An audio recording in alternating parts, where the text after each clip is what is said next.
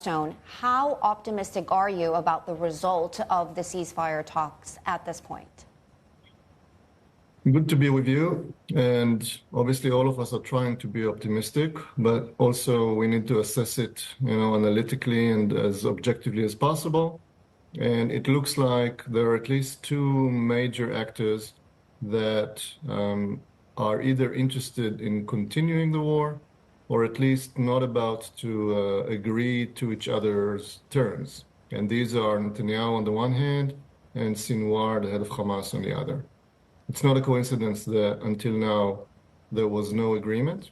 Actually, at some point towards the end of May, there was, according to multiple publications, both in the States and in Israel, there was a text that was agreed on both sides, but then Netanyahu reneged for his political reasons, because for him the war has become essential for perpetuating his grip on office in Israel. And since then, he has tried to insert all sorts of new obstacles and new demands to which Hamas is not agreeing. And this is what is actually going on now, the attempt by the Americans, Egyptians, and Qataris to try and somehow reconcile those differences.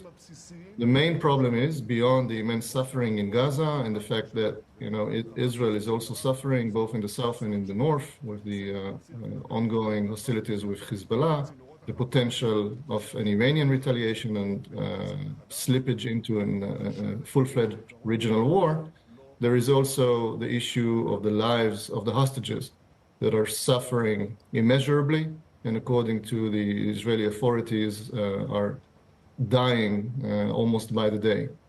So time is of the essence, both on the strategic level, on the humanitarian level, both in Gaza and in terms of the hostages themselves.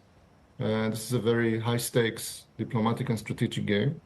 We need to be hopeful, but we also need to understand that, again, the main two actors are not necessarily pushing for a deal now.